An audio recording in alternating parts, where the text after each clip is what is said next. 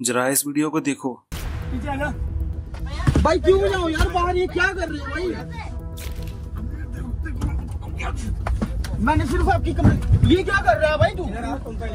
भाई मैंने सिर्फ कंप्लेंट करी ना यार, आपकी क्या कर रहे हो यार आप? ये पूरा भाई अटैक कर दिया सभी ने मिलकर। नीचे देख लो भैया, भैया मैंने इनको कुछ बोला? भाई आंटी जी आप बता दो। इस लड़के की गलती इतनी थी, इसने ओवरचार्ज के खिलाफ रेलवे में शिकायत कर दी। इसके बाद पेंटी वाले आकर लात घूंसे मारते हैं इसको। क्या ये नए भारत की एक नई शुरुआत है, जहां हमको स्टैंडर्ड सेफ्टी के बारे में बार बार सोचना पड़ेगा। क्यों मार रहे हैं? ये मार रहे सारे, हमको देखे। तुम्हारा गलत आदमी से पंगा ले लियो। क्या ट्रेन की फैसिलिटी को कई और दिशा में लेकर जाया जा रहा है? खाने में आपको कीड़े मकोड़े मिलना कोई नई बात नहीं है। जनरल कोचेस तो दूर की बात है, एसी कोचेस की भी हालत इतनी खराब है। एसी का डब्बा जनरल बन चुका है, इतनी ज्यादा भीड़ हो चुकी है। लोकल ट्रेन में ऐसे लटक लटक कर सफर करते हैं, तो जब स्पेशल ट्रेन की बातें करो तो उसकी भी हालत ऐसी है। स्टैम्पेड, ओवरक्राउडेड और ब्लैक टिकटिंग, और हर हफ्ते एक नई ट्रेजेडी हो जाती है। और अब नए भारत के युग में आपको ट्रेन में एटीएम लगे हुए दिख जाएंगे, क्योंकि अब हमारे रेल मिनिस्टर ने एक नई स्कीम लगाई है कि लोग अब ट्रेन के अंदर पैसे निकालने जाएंगे। एक स्पेसिफिक जगह है एटीएम की लॉबी की, एक बैंक ऑफ महाराष्ट्र का एटीएम है। पैसेंजर के सामने बोगी है, एसी बोगी है, यहाँ से पैसेंजर आके आसानी से यहाँ से कैश विड्रॉ कर सकते हैं। नमस्ते दोस्तों, आज हम बात करने जा रहे हैं इंडियन रेलवेज के बारे में, जो दुनिया का छठा सबसे बड़ा रेलवे नेटवर्क है। इसके पास 68,000 किलोमीटर से ज्यादा ट्रैक है और 7,000 से अधिक स्टेशन है, और हर साल करीब 800 करोड़ लोग इसमें सफर करते हैं, जो इसे भारत की एक लाइफलाइन बनाती है। लेकिन क्या आपको ये भी पता है कि इंडियन रेलवेज दुनिया की उन गिनी चुनी संस्थाओं में से एक है जो सबसे ज्यादा घाटा उठाती है। साल 2021 से 22 में इंडियन रेलवे को करीब 68,000 करोड़ रुपए का नुकसान तक हुआ, खासतौर पर पैसेंजर ट्रेनों से। वही दूसरी ओर मालगाड़ियां यानी कि फ्रेट ट्रेन लगातार फायदे में चल रही हैं। तो सवाल ये उठता है, अगर इंडियन रेलवेज की पूरी तरह निजी हाथों में सौंप दिया जाए तो क्या होगा? क्या रेल का किराया बढ़ जाएगा? क्या हर गांव तक रेल पहुंच जाएगी? और सबसे महत्वपूर्ण, क्या इससे देश को फायदा होगा या फिर भारी नुकसान? आज के इस वीडियो में हम यही जानेंगे कि इंडियन रेलवे अब तक पूरी तरह प्राइवेट क्यों नहीं हुई, इसके पीछे की राजनीति क्या है, पब्लिक प्राइवेट पार्टनरशिप यानी कि PPP मॉडल का क्या रोल है, और ये मॉडल भारत के लिए कितना कारगर साबित हो जाएगा। साथ ही हम बात करेंगे बुलेट ट्रेन और वंदे भारत जैसी हाई स्पीड रेल परियोजना के बारे में, जो भारतीय रेलवे को बदलने की दिशा में बड़ा कदम मानी जा रही है। तो चलिए शुरू करते हैं इस वीडियो को।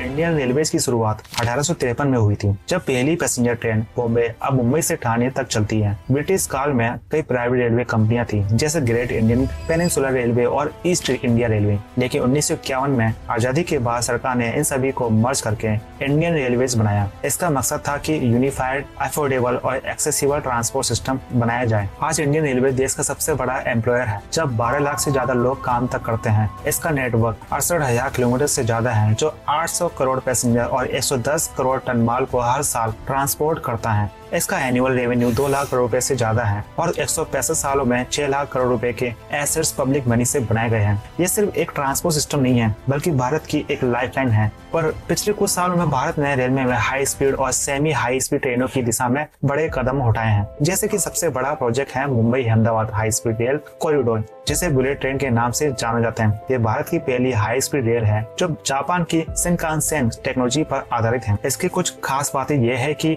ये ट्रेन 508 किलोमीटर, जिसमें 12 स्टेशन होंगे, जैसे मुंबई, ठाणे, सूरत, बड़ोदरा और अहमदाबाद। इस पर ये ट्रेन 320 किलोमीटर प्रति घंटा की रफ्तार से चलेगी, जिससे मुंबई और अहमदाबाद के बीच का सफर सिर्फ 2 घंटे तक का पूरा हो पाएगा। लगभग 1.1 लाख करोड़ रुपए, जिसमें से 10,000 करोड़ रुपए भारत सरकार और 7,000 करोड़ रुपए गुजरात और महाराष्ट्र सरकार दे रही है। बाकी fund Japan international cooperation agency GICA से लोन के रूप में लिया गया है। हालांकि कई रिपोर्ट्स में यह बताया गया कि ये प्रोजेक्ट 2025 तक कुछ हिस्से में शुरू होने की उम्मीद है और 2028 तक पूरी तरह चालू हो सकता है। पर आपको पता है ये प्रोजेक्ट भी और बाकी प्रोजेक्ट की तरह भी डिले होगा।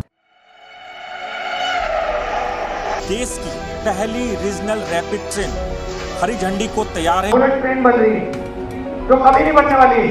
पहले कोयला, फिर मेंटेनेंस और अब लेट लतीफी रेल यात्रियों को भारी पड़ रही। इंफ्रास्ट्रक्चर को डेवलप करने के लिए कुछ कार्य चल रहे हैं। इन कामों को करने के लिए हमें ब्लॉक लेना पड़ता है। टारगेट लेके चल रहे हैं, उस टारगेट के हिसाब से बुलेट का काम तेजी से चल रहा है। ये प्रोजेक्ट न केवल ट्रेवल टाइम कम करेगा बल्कि इकोनॉमिक ग्रोथ, जॉब क्रिएशन और टेक्नोलॉजी ट्रांसफर को भी बढ़ावा देगा। इसके अलावा वंदे भारत एक्सप्रेस भारत की सेमी हाई स्पीड ट्रेन है जो स्वदेशी तकनीक से बनी है। ये 180 किलोमीटर घंटा तक की रफ्तार से चलती है और दिल्ली मुंबई, दिल्ली से कटरा और चेन्नई से बेंगलुरु जैसे रूट्स पर पहले ही लोकप्रिय हो चुकी है। 2025 तक 75 से ज्यादा वंदे भारत ट्रेनें चलाने का लक्ष्य है जो प्राइवेटाइजेशन के बिना भी मॉडर्न टेक्नोलॉजी और कंफर्ट को बढ़ावा भी दे रही है। हालांकि Delhi Meerut regional rapid transit system यानी RRTS देश का पहला high speed rapid rail corridor है जिसे 30,274 करोड़ रुपए की लागत से बनाया जा रहा है। इसका वादा था कि 82 किलोमीटर का सफर सिर्फ 55 मिनट में तय हो पाएगा, लेकिन इस प्रोजेक्ट की शुरुआत से ही इसे फंडिंग इश्यूज, कोऑर्डिनेशन प्रॉब्लम और इंफ्रास्ट्रक्चर डिलेज का सामना करना पड़ा। 2023 में सुप्रीम कोर्ट को दिल्ली सरकार को मजबूरन आदेश देना पड़ा कि वो 415 करोड़ की बकाया राशि तुरंत दे, वरना विज्ञापन बजट जब्त कर लिया जाएगा।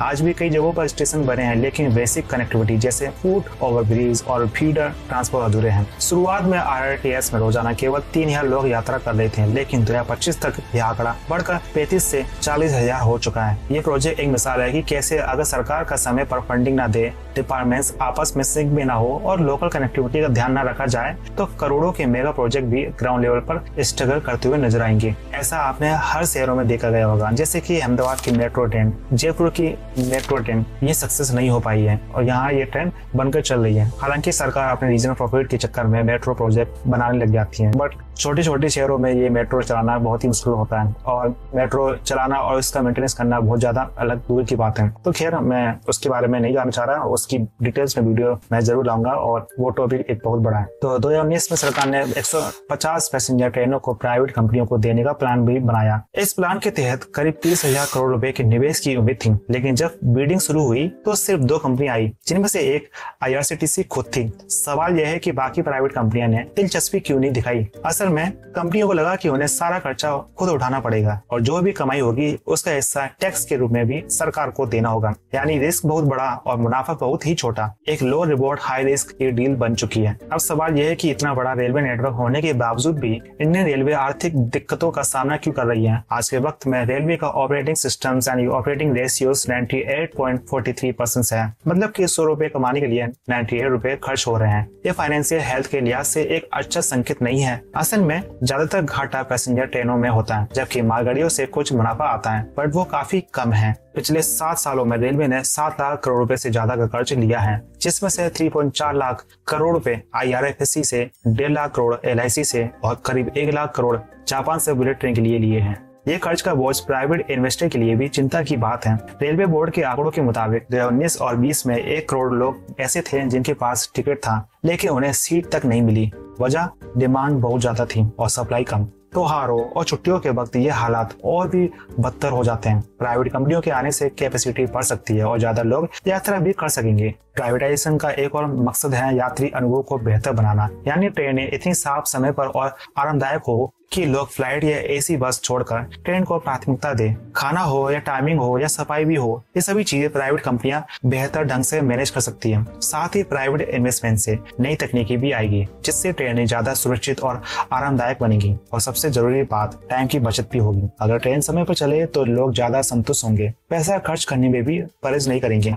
लेकिन इसके नुकसान भी है। उदाहरण के तौर पर यूके ने 1990 में रेलवे को प्राइवेटाइज किया। शुरुआत में थोड़े सुधार देखने को मिले, लेकिन बाद में कई समस्या सामने आई। किराए लगातार बढ़ते गए, जिसमें आम यात्रियों पर बोझ बढ़ा। कई कंपनियों के आने से सर्विस में तालमेल की कमी हुई और यात्रियों को असुविधा भी हुई। 2000 में हुआ एडफील्ड रेल क्रैश, जिसमें कई लोगों की जान गई। उससे सेफ्टी पर सवाल उठे। आज भी यूके में रेल प्राइवेटाइजेशन पर विवाद चलता जा रहा है। अब जापान की बात करें तो वहाँ प्राइवेटाइजेशन का तरीका बिल्कुल अलग है और स्मार्ट था। उन्होंने पूरी नेशनल रेलवे को रीजनल कंपनियों में बांट दिया, जिससे जिम्मेदारी और ट्रांसपेरेंट बढ़ गई। उन्होंने प्राइवेटाइजेशन को धीरे धीरे लागू किया, स्टेप बाय स्टेप। पहले मजबूत नींव बनाई, फिर उस पर सिस्टम खड़ा किया। संचालन प्राइवेट कंपनियों को दिया गया, लेकिन कंट्रोल और निगरानी सरकार के हाथों में ही रही। इसका नतीजा ये हुआ कि जापान की रेलवे ने न केवल एफिशिएंट हुई, बल्कि क्वालिटी भी सुधरी और पब्लिक इंटरेस्ट भी बन पाई। अब सवाल यह है, भारत में ये दोनों मॉडल क्यों नहीं सफल हो पा रहे हैं। सबसे बड़ी चुनौती है भारतीय रेलवे का स्केल ट्रैक। यहाँ का नेटवर्क इतना बड़ा है कि मेंटेनेंस और संचालन में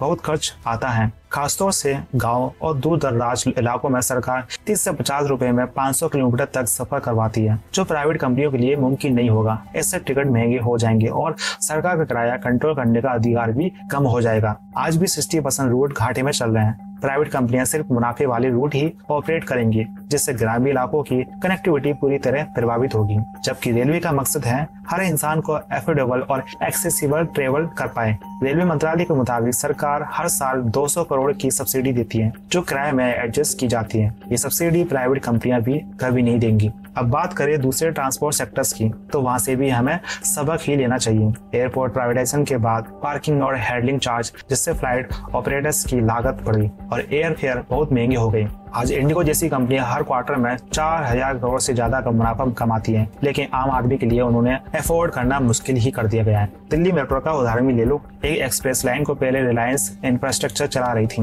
लेकिन टिकट इतने महंगे थे कि लोग उसमें सफर नहीं करते थे। बाद में जब DMRC ने टेक ओवर किया तो किराए घटाए गए और धीरे धीरे लोग फिर आने लगे। इससे साफ है, अगर किराया कंट्रोल ना किया जाए तो आम आदमी की पहुंच और सुविधाएं दोनों पर असर पड़ता है। इसलिए रेलवे को सस्ती भी रखना है और सुविधाजनक भी बनाना है। अब एक और बड़ा मुद्दा है ट्रेड यूनियनों का विरोध। 2016 में 16 बड़ी फेडरेशन ने मिलकर national coordination committee of railway man बनाई। इनका कहना था कि प्राइवेटाइजेशन से लाखों कर्मचारियों की नौकरियां खतरे में आ जाएंगी, सर्विस क्वालिटी भी गिरेगी। कुछ हद तक ये बात तो सही भी है। कई सरकारी नौकरियों में कटौती भी हुई। इसको संतुलन करने के लिए सरकार ने पब्लिक प्राइवेट पार्टनरशिप यानी PPP मॉडल का सहारा लिया, जहाँ निवेश तो प्राइवेट सेक्टर करता है, लेकिन ओनरशिप सरकार के पास ही रहती है। जैसे अमृत भारत स्टेशन स्कीम के तहत 1300 स्टेशनों का मॉडर्नाइजेशन किया जा रहा है, जिसमें प्राइवेट कंपनियां शामिल हैं। इसके अलावा बुलेट ट्रेन और फ्रेट कॉरिडोर जैसी परियोजना में भी PPP मॉडल के जरिए निवेश किया जा रहा है, जिससे लॉजिस्टिक्स में एफिशिएंसी बढ़ रही है। सरकार का टारगेट है कि 2030 तक रेलवे में 50 लाख करोड़ रुपए का निवेश हो, जिसमें PPP मॉडल की बड़ी भूमिका होगी।